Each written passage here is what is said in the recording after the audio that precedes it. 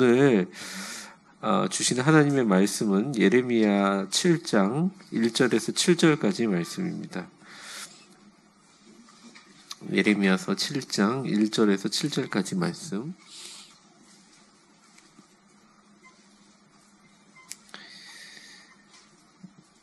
한번 같이 읽어보겠습니다. 예레미야 7장 1절에서 7절까지 말씀.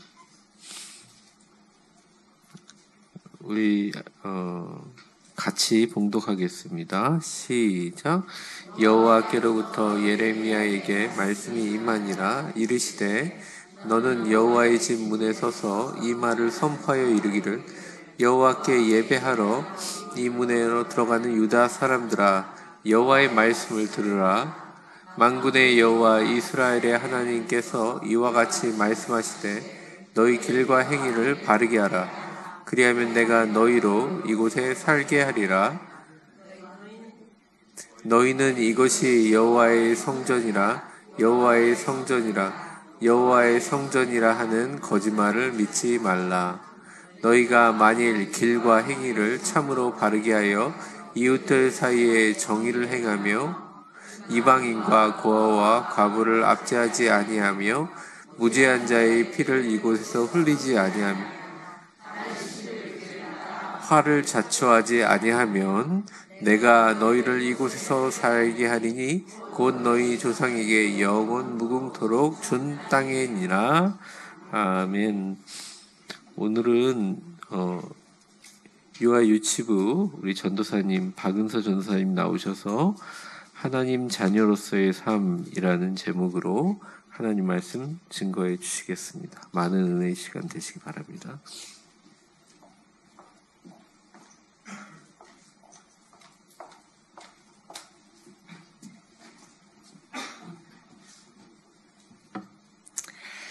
반갑습니다. 오늘 이 자리에 오신 모든 성도님들께 하나님의 은총이 가득하길 소망합니다.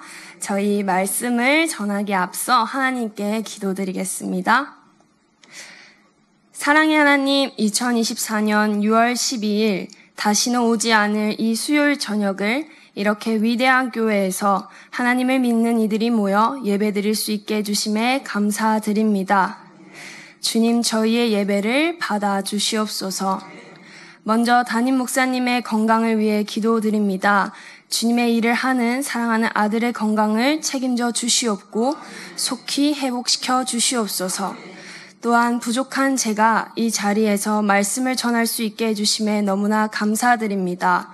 저의 생각과 마음과 감정을 주님께서 주관하셔서 하나님의 말씀을 성령 하나님의 인도로 지혜롭게 전할 수 있는 믿음을 허락하여 주시옵소서. 말씀을 듣는 우리 위대한 교회 성도님들께도 피곤하고 지친 몸을 이 시간 이 기도로서 회복시켜 주시옵고 하나님께서 각자에게 주시는 말씀을 통해 하나님의 자녀로 살아갈 수 있는 힘을 얻기를 소망하오니 주님, 이 기도를 받아주시옵소서. 이 모든 살아계신 예수 그리스도의 이름으로 기도드립니다. 할렐루야. 네, 먼저 아까 인사를 드렸지만 옆자리에 계신 분들과 한 번 더 인사를 나눠볼까요? 오늘도 잘 오셨습니다. 네, 오늘도 수고하셨습니다. 네, 이 수고하셨습니다가 은근 힘이 되더라고요. 그래서 이렇게 또 인사를 하고 말씀을 전하도록 하겠습니다. 피곤하고 지친 하루를 마치고 하나님께 예배드리기 위해 모인 모든 성도님들께 하나님께서 큰 힘을 주실 것을 믿습니다. 이 시간에 저희가 이 자리에 모여서 예배드릴 수 있는 것이 얼마나 감사한지 모릅니다. 지금 이 순간에도 우리는 이 자리에 모여 하나님을 찬양하며 예배드리지만 누군가는 삶과 죽음의 기로에 놓여 우리가 당연하게 생각하는 것이 꿈이 되어 살아가고 있습니다. 며칠 전에 우연히 유튜브를 하나 보게 되었습니다. 어떤 20살 남자 청년이 한 유명 유튜버의 팬이어서 계속 메시지를 보냈습니다. 그 내용이 자신이 대장암에 걸려서 그 유튜버를 실제로 보는 것이 소원이라는 것이었습니다. 그래서 그 유튜버가 그 청년을 만나서 인터뷰를 하는데 이제 이런 질문을 합니다. 땡땡씨, 꿈이 뭐예요? 라고 했더니 그 청년이 약간 웃음과 울음 사이에 어중간한 표정으로 이렇게 대답합니다. 그냥 살고 싶어요. 라고. 저는 이 대답을 영상으로 들으면서 우리가 당연하게 생각한 것들이 절대 당연하지 않다는 것을 느꼈습니다. 오늘 하루가 피곤하고 지치는 것도 내일이라는 시간이 오늘처럼 똑같이 와서 내일도 이렇게 빠듯하게 바쁘게 힘들게 살아가겠지 하는 내일의 시간을 오늘 미리 생각하며 다시 올 하루를 또 확신하며 미리 스트레스를 받으며 힘듦을 지고 있는 것이 아닐까 싶습니다. 하지만 우리의 인생은 언제 어떻게 될지 아무것도 모르는 게 인생입니다. 이 생각을 조금 다르게 한다면 내일은 오지 않고 오늘만이 허락되었다면 이 힘듦과 지침을 느낄 새가 없을 것입니다. 많은 사람들은 자신의 힘듦을 누군가가 공감해 주길 바랍니다. 그리고 자신의 마음을 알아주고 위로해 주고 긍정적인 이야기들을 원합니다. 하지만 때때로 우리의 현실에는 긍정적인 말도 필요하지만 우리가 올바른 길을 가기 위해 어떤 소리도 필요할까요? 쓴소리도 필요합니다. 그쵸? 네. 쓴소리를 하는 이에게 긍정적인 것을 원하는 자는 과연 고운 시선으로 보게 될까요? 지금 이런 눈빛으로 볼 것 같아요. 고운 시선으로 보지 않고, 그쵸? 그럼에도 불구하고 누군가는 미움받을 용기가 필요합니다. 하나님께서 만드신 지금 이 세상이 그저 아름답기만 하다면 이곳이 천국이지 않겠습니까? 왜 우리가 천국을 꿈꿉니까? 이곳이, 이 세상이 그저 아름답기만 한 곳이 아니라는 것을 알기 때문입니다. 이곳은 하나님의 통치도 있지만 악도 존재하는 곳입니다. 그렇기에 우리 특별하고 하나님의 자녀로 살아가는 것을 말씀을 통해 늘 깨달아야 합니다. 오늘날에는 말씀을 전하시는 많은 목사님을 통해 하나님의 말씀을 배울 수 있는 기회가 많습니다. 인터넷이 없고 그저 전해오는 말만, 글로만 하나님의 말씀을 전해들었던 때보다는 오히려 더 하나님의 말씀을 쉽게 전할 수 있습니다. 그렇다면 절대 진리이신 하나님의 말씀을 더 믿는 사람들이 어떻게 돼줘야죠? 많아져야 될까요? 작아져야 될까요? 그렇죠. 쉽게 많아져야겠죠. 하지만 요즘은 어떤가요? 믿는 사람들이 많나요? 다들 주무시는 거 아니시죠? 어떤가요? 점점 작아지고 있죠. 이러한 상황 속에서 하나님께서 오늘 우리에게 주시는 말씀을 통해 하나님의 자녀인 우리가 어떤 삶을 살아가야 하는지 묵상할 수 있기를 소망합니다. 네, 오늘의 말씀의 본문은 예레미야서입니다. 조금 재미없는 역사 이야기를 살짝 시작하려고 하는데요. 예레미야서는 구약 성경 중 예언서에 해당합니다. 예레미야는 하나님께서 부르신 예언자였습니다. 하나님께서 예레미야를 유다의 왕 요시야가 다스린 지 근데 이것은 예레미야서 1장 2절을 통해 알 수 있습니다. 저희 한번 읽어보겠습니다. 제가 읽어드릴게요. 아몬의 아들 유다 왕 요시야가 다스린 지 13년의 여호와의 말씀이 예레미야에게 임하였고 아멘. 예레미야의 사역은 유다 역사의 마지막 50년에 걸쳐서 행해졌습니다. 말씀에 나오는 유다는 이스라엘의 분단 국가입니다. 이스라엘이 분단 국가가 된 이유에는 저희가 솔로몬이 통치하던 시대로 이제 거슬러 올라가면 알 수 있는데요. 이 솔로몬 통치 때 엄청 크게 했던 것이 하나 있습니다. 무엇일까요? 무엇이죠? 맞아요. 성전 건축이에요. 저희 아이들도 이것보다 조금 크게 말하는데 그런데 이 성전 건축을 하기 위해서는 돈과 뭐가 필요했을까요? 그쵸. 노동력이 필요했습니다. 그래서 솔로몬은 백성들에게 어마어마한 많은 세금을 걷게 됩니다. 그리고 솔로몬이 죽고 나서 이제 뒤에 르호보암이 왕위를 계승받는데, 이때 백성들이 솔로몬 시대 때 겪었던 그 너무 많은 세금을 좀 줄여줘 라고 이야기를 합니다. 그때 르호보암이 이거를 받아들였을까요? 싫어 이렇게 됩니다. 그래서 많은 지파들이 르호보암도 안 되겠어, 답이 없어 해가지고 새로운 왕을 세웁니다. 그게 바로 누굴까요? 누구요? 맞아요. 여로보암이에요.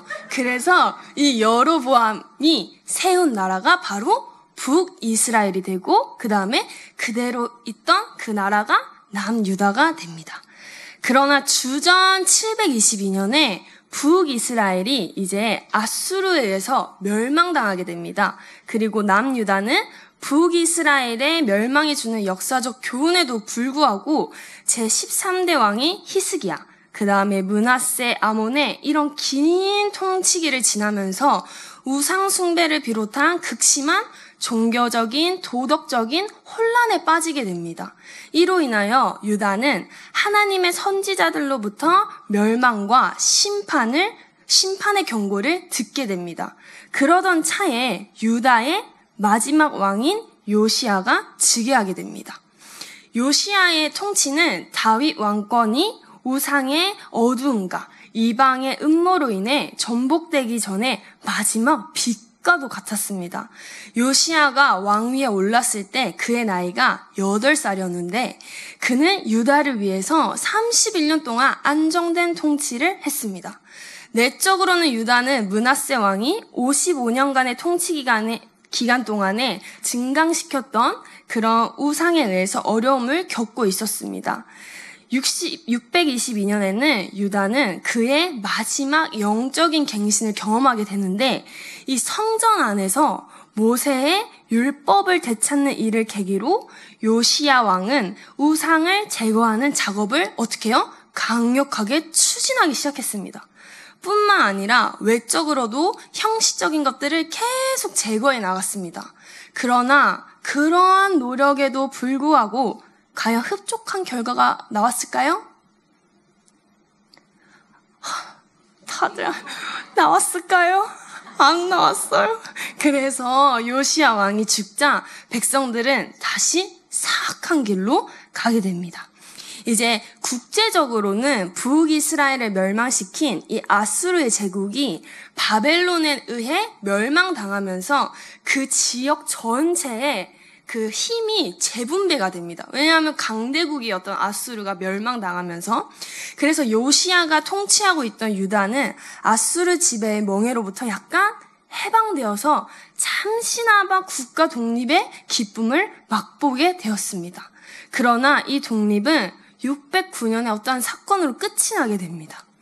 애굽은 아수르의 멸망을 확장의 기회로 삼으려고 막 엿보고 있었는데, 이제까지는 애굽이 강력한 아수르를 항상 두려워했지만 지금은 점점 강해지는 바벨론의 번영을 두려워하게 되면서 이 애굽은 아수르와 바벨론 사이에서 누구를 선택하려고 했는데 누구를 선택했을까요? 누구요? 아수르 편에 손을 들었어요. 그런 와중에 요시야가 609년에 유다의 위협적 세력이었던 아수르의 제기를 원치 않는 요시야 왕이 이 아수르를 도우려고 했던 이 애굽 군대를 무기또에서 막 맞아 싸우다가 어떻게 되실까요? 어떻게 되신다고요? 돌아가세요. 그러니까 막 종교개혁을 막 하고 있었는데, 막 이것저것 우상 제거하고 막 하고 있었는데 갑자기 이 사건으로 요시야가 죽게 되는 겁니다. 그때 갈그미스 성을 경계로 하여서 서로 맞서 있던 세력이 그래서 애굽과 바벨론이었습니다. 유다의 패배 후에 애굽이 팔레스틴을 차지하게 되었고, 그리고 그를 이어 요시야의 넷째 아들이 여호와하스가 유다의 왕으로 즉위합니다. 그러나 여호와하스는 즉위 3개월 만에 애굽의 바로느고 왕에 의해 폐위되고 애굽으로 포로로 끌려가게 됩니다. 그리고 바로느고는 유다의 국고를 다 약탈해가고 요시아의 둘째 아들인 여호야김을 그의 왕으로 임명하였습니다. 여호야김은 요시아가 금지한 므낫세와 그 아몬 당시의 모든 우상 숭배를 다시 어떻게 했을까요? 이 정도면 이제 말이 나올 때가 되신 것 같아요. 어떻게 해요? 부활시켰어요. 심지어는 하나님의 심판을 경고하는 참 선지자들을 어떻게 했냐면 박해하고 하나님의 예언이 기록된 막 두루마리를 불태우는 만행을 저질렀어요. 그리고 그를 뒤은 여호야김과 시드기야 왕도 여호와의 신앙을 외면했습니다. 그 결과 유다는 주전 586년 바벨론의 제4차 침공을 받아 느부갓네살에 의해 어떻게 될까요? 완전히 멸망당했습니다. 따라서 예레미야가 유다의 최종 멸망 사건을 직접 경험하며 활동한 선지자입니다. 그리고 이 많은 배경들을 통해 예레미야가 활동하던 시기에는 안으로나 밖으로나 굉장히 혼란스러웠던 상황이었음을 저희가 짐작할 수 있습니다. 예레미야서의 구조를 살펴보면 총 몇 장으로 이루어지셨는지 한번 성경을 보실까요? 몇 장이시죠? 네, 52장입니다. 이 예레미야서는 크게 서론, 본론, 그 다음에 끝에 한 장 이렇게 할 수 있는데 서론에는 1장, 본론 제1부는 2장에서 25장, 2부는 26장에서 45장, 3부는 46장에서 51장, 그리고 마지막 52장 이렇게 나눌 수 있습니다. 서론에 해당하는 예레미야서 1장에서는 저자가 예레미야임을 밝히고 사역 기간을 명시한 후에 예레미야가 선지자로 소명받은 사실과 그가 선지자로 소명받을 때 함께 받은 두 가지 환상을 기록하고 있습니다. 본론 제1부에 해당하는 예레미야서 2장 25장에서는 예레미야가 사역 기간 중에 선포했던 예언들 중에서 12편의 예언들을 추려서 정리한 모음집입니다. 본론 제2부에 해당하는 26장에서 45장에서는 그 유다가 멸망하는 과정에서 현장 주역의 한 사람이었던 예레미야를 둘러싸고 일어난 사건들과 그 사건들을 전후하여 주어진 여호와의 예언들을 함께 기록한 부분입니다. 본론 제3부에 해당하는 46장에서 51장은 제1부에서 예고된 선민 유다의 심판과 멸망이 실현되는 과정을 제2부를 통하여 기술하였던 저자는 이제 본론에서 유다 주변의 국가들에 대하여 유다와의 관계 안에서 그들 각각의 미래와 운명에 대하여 예언하고 있습니다. 마지막 역사적 후기에 해당하는 52장은 제1장의 서론과 대응하여 본론부의 예레미야서를 마감하는 부분입니다. 본론 제1부에 해당하는 오늘 말씀의 본문은 유다를 향한 12편의 설교 중에서 전반기 설교에서 타락한 예배에 해당하는 말씀입니다. 그리고 시대적 배경은 유다 제18대 왕이 여호야김 즉위 초로서 바벨론의 제1차 침공이 이루어지기 전 곧 주전 605년 지전을 역사적 배경으로 합니다. 여호야김이 유다의 왕으로 즉위할 때 근동 지역은 역사의 굉장한 겹병기였으며 당시 유다는 종교적인 면에서 총체적으로 부패한 상태였습니다. 네, 이제 본문 말씀을 한번 살펴보겠습니다. 오늘 본문인 7장 1절 2절을 보면 하나님께서 예레미야를 불러 성전문 입구에 서서 예배하러 오는 자들에게 하나님의 메시지를 선포하도록 하였습니다. 그리고 3, 4절을 통해서 참 신앙적 삶에 역행하는 왜곡된 이런 성전신앙을 질타하는 내용을 3, 4절을 읽어볼까요? 시작. 감사합니다. 이와 같이 말씀하신 너희 길과 행위를 바르게 하라. 그리하면 내가 너희로 이곳에 살게 하리라. 여호와의 성전이라, 여호와의 성전이라, 여호와의 성전이라 하는 거짓말을 믿지 말라. 아멘. 말이 좀 세죠? 네. 먼저 3절에 만군의 여호와 이스라엘의 하나님께서 여기서 제시되는 하나님은 두 가지 하나님이 있으십니다. 첫 번째가 뭘까요? 말 그대로 만군의 여호와. 그 다음에 두 번째는 이스라엘 하나님. 하나님에 대한 이러한 호칭들을 연이어 사용한 것은 하나님께서 언약 관계에 있었던 이스라엘의 통치자요, 주권자로서 자신의 명령을 이스라엘에게 베푸셨음을 다시 기억하게 해주십니다. 여기서 예레미야는 자신이 전하는 바 예언이 이처럼 지존하신 하나님, 이스라엘과 언약 관계였던 하나님에게서 나온 것임을 전달하고자 이 같은 표현을 사용한 것입니다. 그리고 이와 같이 말씀하시되를 통하여서 이것은 내 말이 아니야, 이것은 하나님의 말씀이야 라는 것을 밝히고 있습니다. 너희 길에 해당하는 이 말은 길을 나타내지만 문자적으로 이거를 해석해보면 행동, 삶의 태도, 습관 등 도덕적, 윤리적 행동 방식과 긴밀한 연관을 가집니다. 그리고 이 행위에 해당되는 이 말은 행위, 행동, 실천 등의 의미를 지닙니다.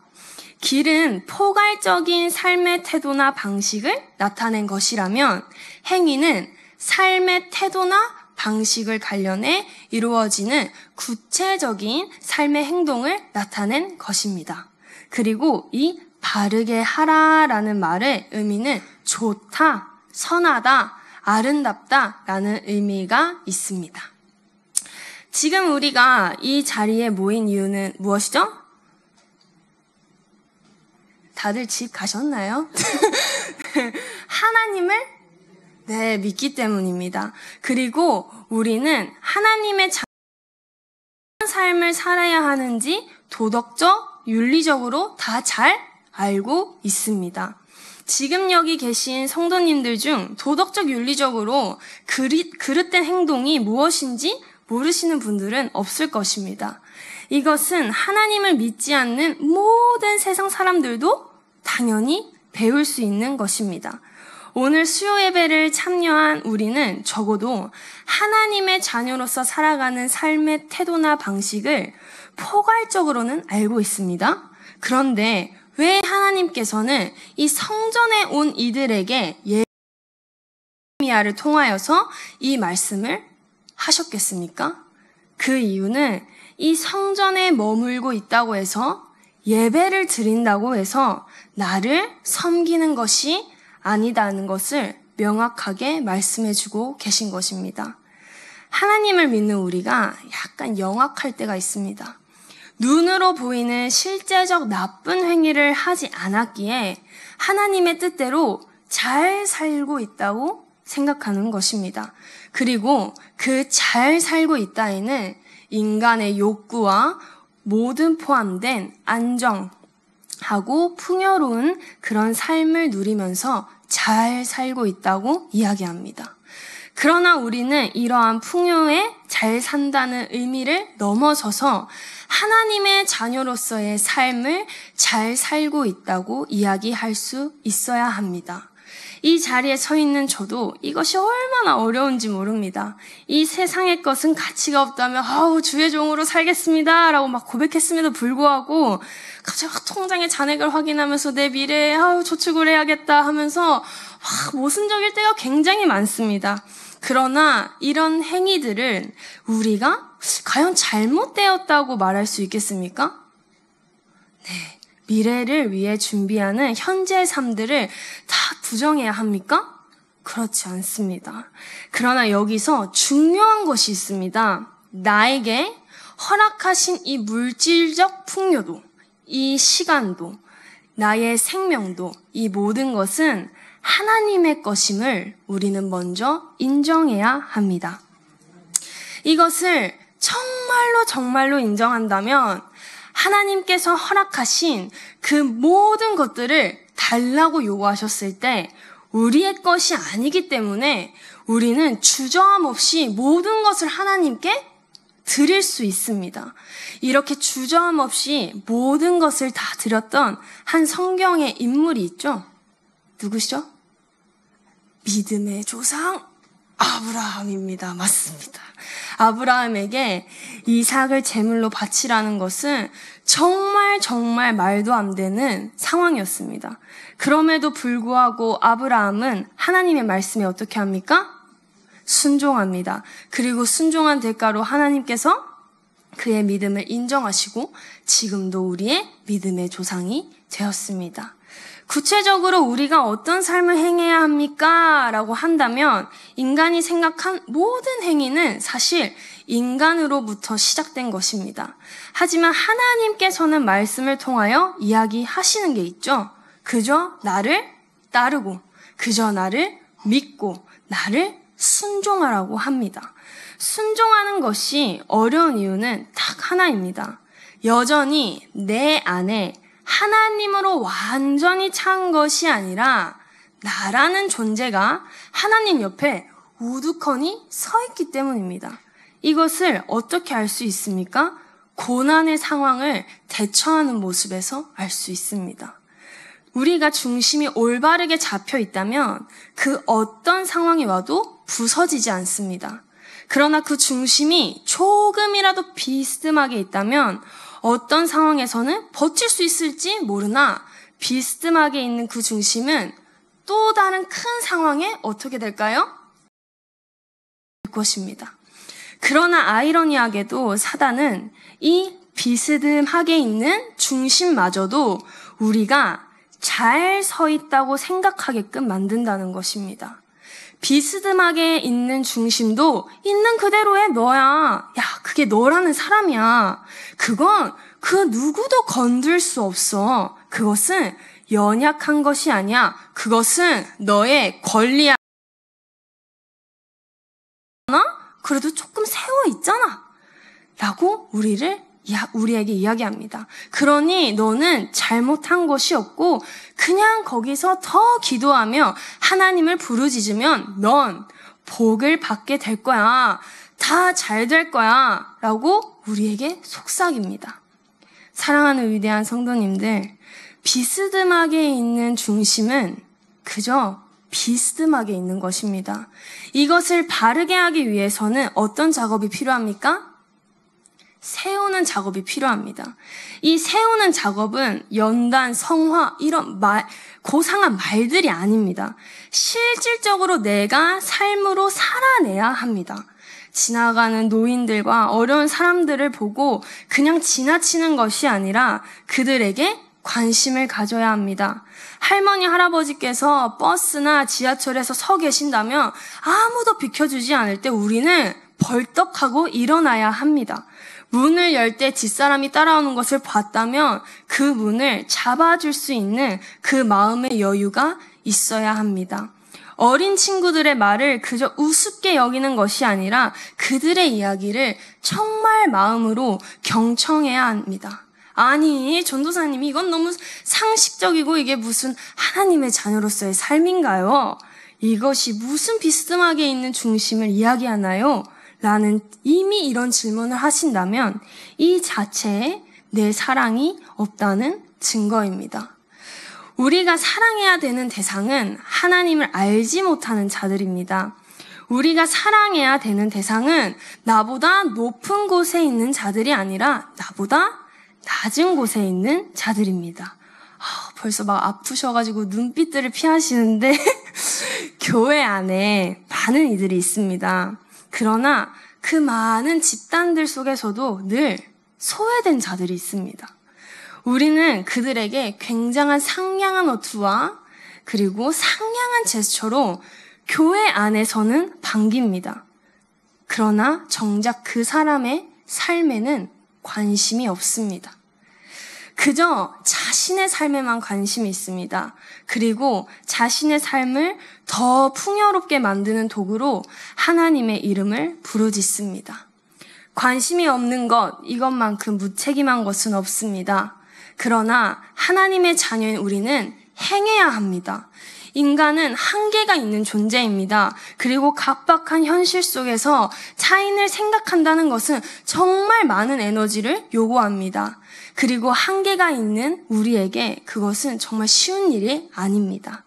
그러나 이것이 우리가 노력하는 것이 아닌 하나님께서 주시는 넘쳐 흐르는 사랑으로 베푼다면 우리는 한계를 넘어서기 위해 막 애쓰는 것이 아닌 마음으로 이미 그 행위들을 함으로써 한계들이 나도 모르게 넘어가고 있을 것입니다.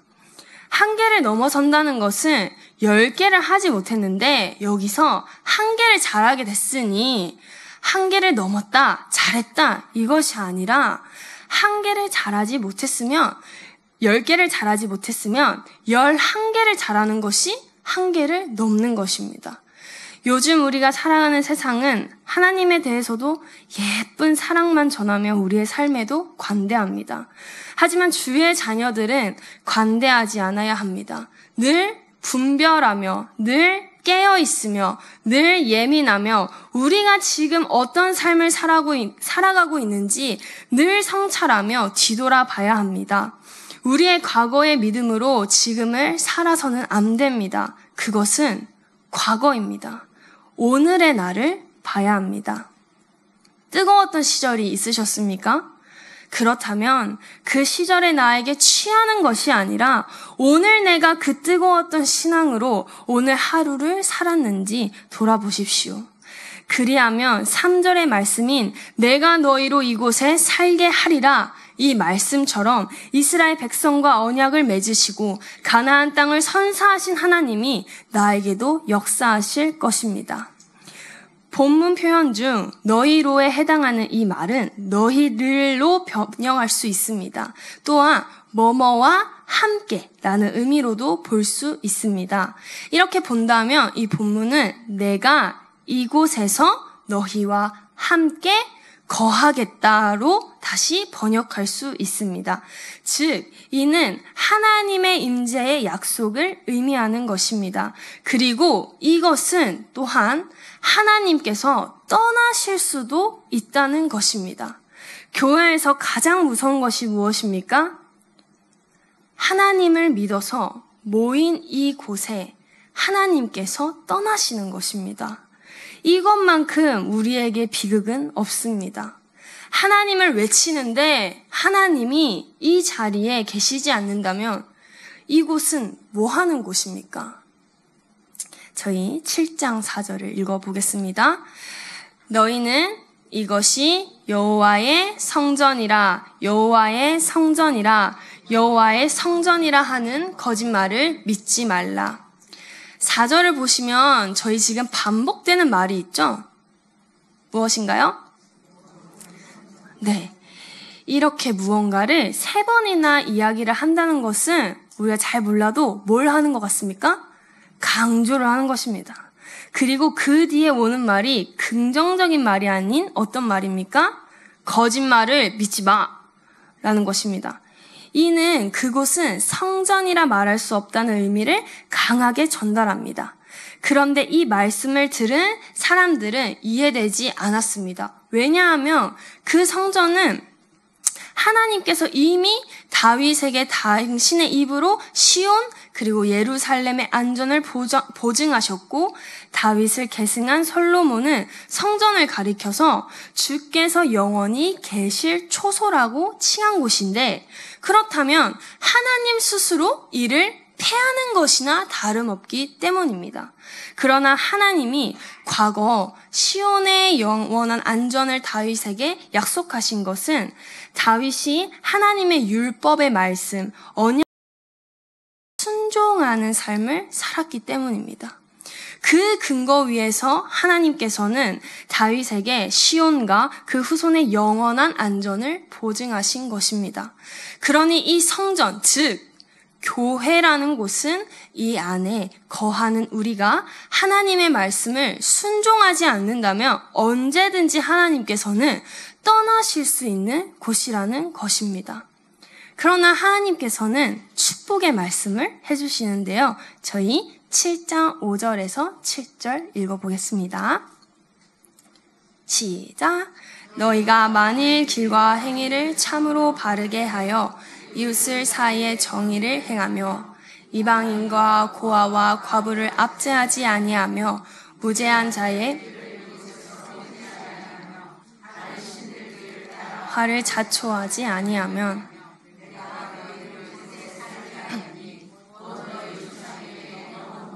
준 땅에니라. 아멘. 4절 이후에는 참 신앙의 확립과 그에 따른 의로운 삶의 실천에 따른 축복을 이야기합니다.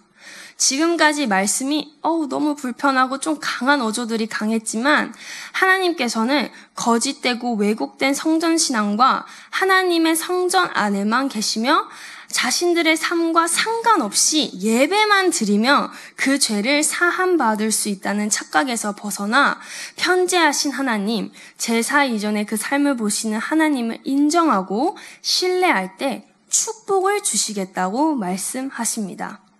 너희가 만일 길과 행위를 참으로 바르게 하여 이웃들 사이에 정의를 행하며를 다시 해석하면 만일 너희가 바로 너희의 그 길을 바로 너희의 그 행위를 개혁하고 또 개혁한다면 이라는 것입니다.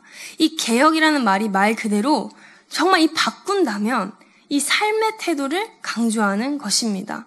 쉽게 말하면 변화된 삶이겠죠. 그리고 이웃들 사이의 정의는 하나님의 임재와 보호를 위한 개혁, 삶의 사례로 여호와의 율법에 근거한 사회 정의의 실천을 요구합니다. 4절까지는 일반적, 포괄적 의미의 삶의 개혁을 요구한 것이라면 본문 이하 6절까지의 내용은 그 구체적 사례를 제시한 것입니다. 그리고 이렇게 변화되었을 때 하나님께서는 7절의 말씀이신 3절과 마찬가지로 내가 너희를 이곳에 거하게 하겠다라는 보호의 약속과 내가 줄곧 너희와 함께 이곳에서 살겠다라는 임재의 약속을 볼 수 있습니다. 하나님께서 이곳을 떠나시지 않겠다는 말씀입니다. 그런데 이 말씀의 전제는 무엇이라고요?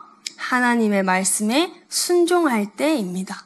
이렇듯 5에서 7절은 앞선 4절과 관련하여 여호와의 언약과 여호와의 율법을 토대로 제약된 삶을 개혁할 때, 바뀔 때 비로소 하나님께서 그들과 함께 하실 것임을 밝히고 있습니다. 이는 한마디로 개혁된 삶, 그것이 여호와의 임재의 조건임을 나타낸 것으로 풀이할 수 있습니다. 사랑하는 위대한 교회 성도님들, 오늘 본문 말씀의 메시지는 백성들이 계속해서 그곳에서의 삶을 영위하기를 원한다면 그들의 길을 돌이키라는 것이었습니다. 예레미야는 그의 메시지를 거절하는 백성들에게 그들은 예루살렘에 주회전이 위치하고 있기 때문에 공격을 당하지 않을 것이라고 믿고 있었습니다. 유다 백성들은 성전이 어떤 공격도 막아줄 수 있는 부적이나 어떤 마력과 같은 힘이 있는 것으로 보았는데 하나님께서는 이 건물을 순종보다 더 높이 평가하지 않으셨습니다. 하나님의 말씀을 순종한다는 것은 단순히 눈에 보이는 행위들을 잘한다고 해서 말씀에 순종하는 것이 아닙니다. 내가 가장 소중하다고 생각하는 그것을 온전히 하나님께 내어드릴 수 있는 것이 참된 순종이며 참 신앙인입니다. 우리에게 가장 소중한 것은 무엇입니까? 사람이 될 수도 있고 시간이 될 수도 있고 돈이 될 수도 있습니다. 이것은 사람마다 다를 것입니다. 그리고 만약 이것을 하나님 외에 소중하게 생각한다면 이것은 다 우상숭배입니다. 주일에 가족 행사가 생겼을 때 기꺼이 하나님께 예배드리러 갈 수 있어야 합니다. 우리에게 가족을 허락하신 것도 가족과 시간을 보낼 수 있는 생명을 허락하신 이도 하나님이시기 때문입니다. 하나님께서 우리에게 주시는 사랑은 절대 당연한 것이 아닙니다. 우리가 이 자리에 있다고 해서 하나님께서 우리 모두를 사랑하시는 것도 아닙니다. 깨어있는 예레미야 선지자가 있었지만 결국 백성들은 돌이키지 못하고 멸망의 길로 들어섭니다. 이것은 한 사람이 하나님을 아무리 선포하여도 순종하는 자들이 이 자리에 없다면 하나님께서는 이곳을 떠나실 것입니다. 그러나 우리가 하나님의 말씀을 올바르게 알고 그 말씀을 순종하며 지켜 행하면 하나님께서는 이곳을 떠나시지 않고 영원히 거하실 것입니다. 하나님을 믿는 것이 어려운 이유는 말씀을 깨닫고 행하는 것을 유지시키는 것이 어려운 것입니다. 하나님을 믿는 그 자체는 어렵지 않습니다. 그러나 그것을 우리가 매일매일 지켜 행하는 것이 어려울 뿐입니다. 하지만 하나님을 사랑하는 자들이 모인 우리는 이 힘듦에 좌절하지 않고 더욱더 하나님을 사모하며 말씀에 순종해야 합니다. 그리고 하나님께서는 이미 우리를 위해 이 땅에 보내신 예수 그리스도를 통하여 우리의 죄를 사해 주시고 우리에게 은총을 베푸셨습니다. 덧없는 인생에 이것이야말로 진정한 선물이 아닙니까? 인간의 한계를 누구보다 잘 아시는 예수님께서 오직 믿음밖에 없다고 하신 이유는 원죄적 요소를 가지고 있는 인간이 이 믿음이 없으면 하나님께서 모든 것을 주관하신다는 것을 믿지 않으면 넘어질 수밖에 없는 연약한 존재임을 아시기 때문입니다.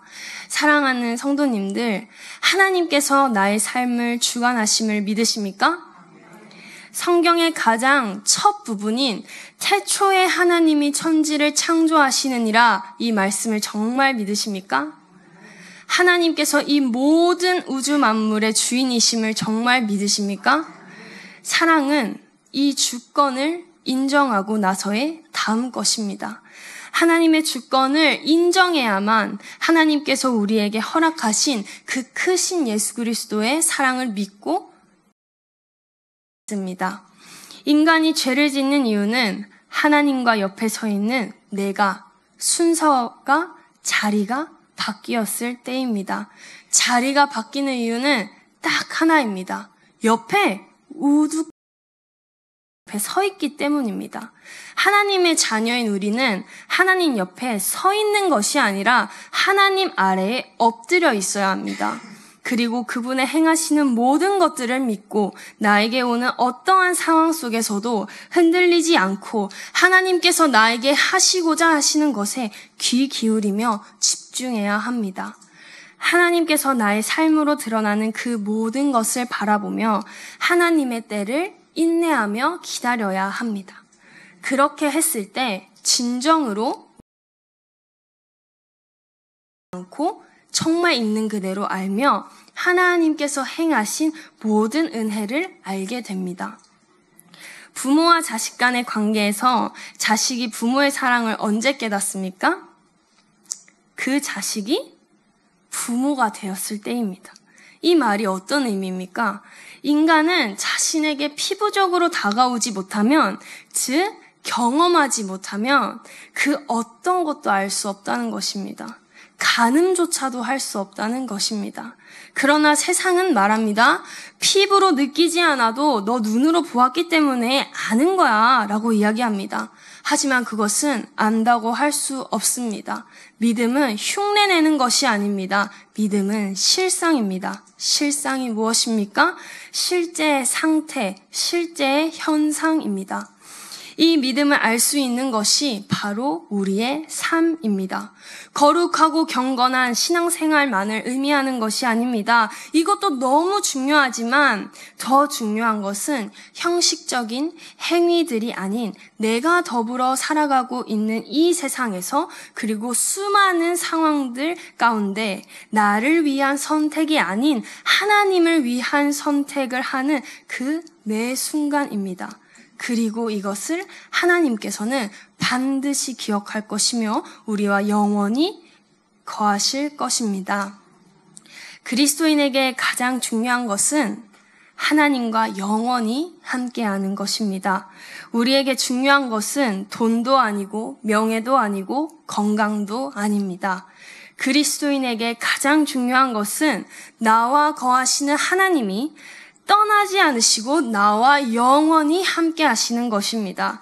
그러니 우리 모두 하나님의 말씀에 순종하며 하나님을 도구로 사용하지 않는 위대한 교회 모든 성도님들이 되기를 간절히 소망합니다.